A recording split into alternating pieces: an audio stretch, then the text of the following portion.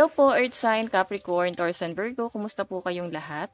Okay, so Earth Sign, maraming salamat po sa walang sawang pagsubaybay sa ating pong daily horoscope. And kung ikaw ay bago pa lang sa ating channel, mag-subscribe na po kayo and i-click mo na rin yung ating notification bell para lagi kang updated sa ating mga bagong upload. And sa mga interesado po sa ating private reading, wishing candle, cord cutting.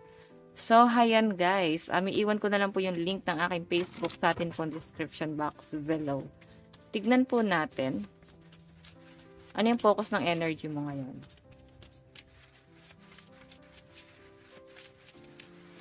Meron tayong clear your karma. Okay. So, Earth sign, maaaring iba sa inyo dumadanas kayo ng karma. Pero ito guys, sinasabi dyan kasi nandito na yung clear. Once na mapagbayaran mo na yon, parang smooth sailing. Hindi ka na may hirapan pa. So, I think dito guys, may nakita ko nagbabayad ng karma rito.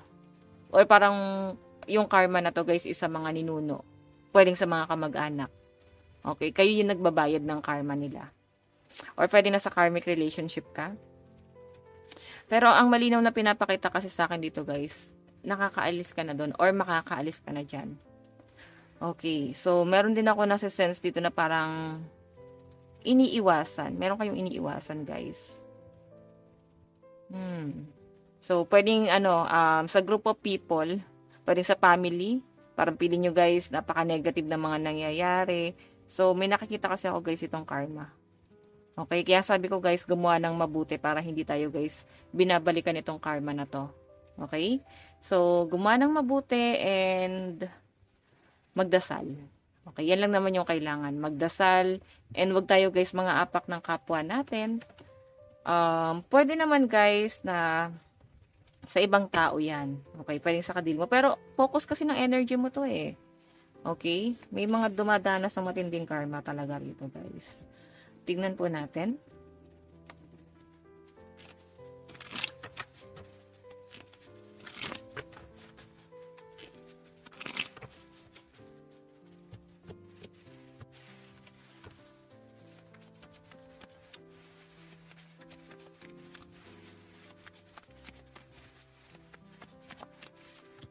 Okay, Fury. Ayan, may mga mainit ang ulo dito. Siguro, stress na kayo sa mga nangyayari. Puro pag-aaway yung nakikita ko. Pero malinaw siya guys sa family. Parang wala talagang peace of mind. Okay? Meron tayong collaboration. Siguro, nafe-feel ng mga earth sign, walang pagkakaisa. Ayan, or pwedeng wala kayo masyadong tulog. Pwedeng panggabi yung trabaho nyo, tapos kailangan tulog kayo ng umaga. So, nakikita ko rito guys yung struggle mo. Okay? So, meron tayo guys confinement. Okay, what else? Yan pa natin. So, yung iba sa inyo parang kayo, parang makaka-feel kayo ng pagka-down, regret.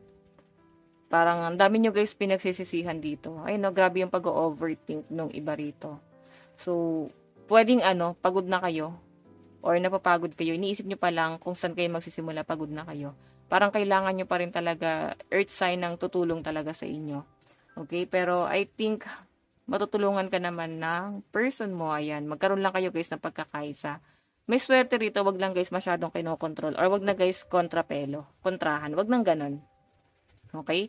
Kailangan guys magtulungan, may pagkakaisa para, 'di ba? Hindi na guys para sisihin pa yung isa sa kung ano yung pagkakamali, ano yung kulang. So kung nakikita nyo na may kulang sa kanila or may pagkakamali sila, ikaw na yung gumawa nun sa sarili mo. What I mean, itama mo na lang siya sa sarili mo kasi hindi mo na maitatama yung isang tao lalo na kung yun na talaga yung personality nila. Kung sila mismo hindi nila kayang itama yung sarili nila, pwedeng merong pinanguhugutan yun kung bakit napagod na sila na ipagpatuloy pa. Okay, so at least ikaw, kaya mo pa. Pero pwedeng ikaw to guys, no? Merong nagpe-pressure sa inyo. Earth sign, pinipressure ka na gawin tong bagay na to. Pinipressure ka na dapat ito yung gawin mo. Masyado kang kinokontrol guys sa mga decision mo. So parang yung mga plano mo sa buhay guys, hindi mo kontrolado. Kinokontrol ka ng ibang tao. Kaya parang nagiinit yung ulo mo kasi parang wait lang. Huwag mo ako masyadong i-pressure. Parang ganyan. Kasi alam ko yung gagawin ko, alam ko saan ako magsisimula, parang ganun. So guys, lucky number mo is 74, 45, 56, and 67. Tignan pa natin. Meron tayong Page of Cups.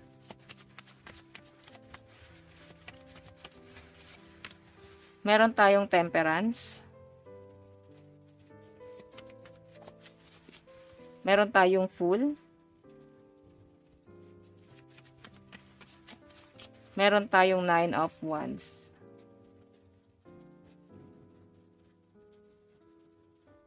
Okay. So, yung Fury guys, ay yung sinasabi, pwedeng may galit kang nararamdaman, pwedeng sa isang tao, pero nakikita ko naman guys, nagpapatawad ka rito. Page of Cups.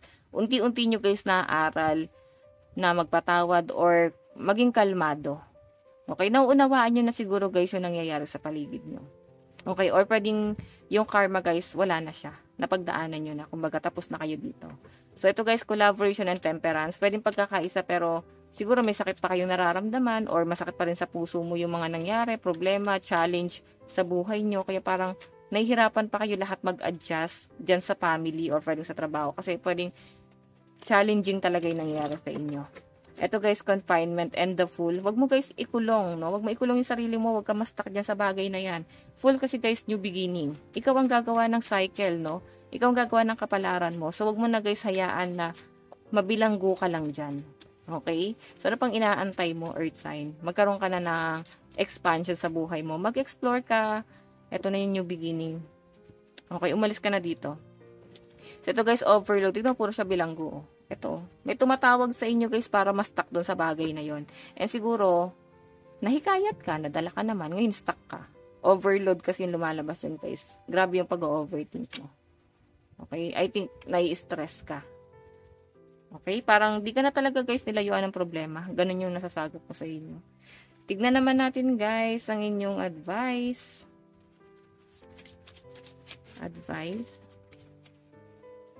So, meron tayong trust your intuition. Malakas pakiramdam ng mga earth sign, guys. So, sinasabi dyan, magtiwala ka dun. Kaya siguro may pagpapatawad kang ginagawa dito. Okay? It's time to stop seeking advice from others and go inside instead. You know what best for your body, mind, and spirit. Sit in meditation, walk in the woods, ask yourself what you need, and listen. Tune into your inner guidance. When you get a gut reaction, honor it. You have the answer and it's safe to trust yourself. Everything you need is already inside you. Okay? Parang sinasabi nga dyan guys, ikaw lang ang makakatulong sa sarili mo. Wag na kayo guys makinig sa opinion ng ibang tao. Wag mo na guys hayaan na kontrolin ka. Wala walang mangyayari sa inyo kung kinokontrol ka. Pwedeng nandun ka sa under ng parang nandun ka sa loob ng isang sitwasyon na namanipula na kayo. So, paano nyo guys malalaman na namanipula ka na? Pag sila na guys yung nagde-decide sa mga gagawin mo sa buhay. Hindi mo na alam kung anong tama hindi mo na alam kung anong tama Anong dapat mong gawin. Kasi takot ka. Namanipula ka na. So, pwedeng namamanipulate yung mga earth sign dito. Kaya stuck ka dyan. Okay, so earth sign, ito lang po ang inyong reading. Bukas po ulit. God bless and love you all. Bye-bye po.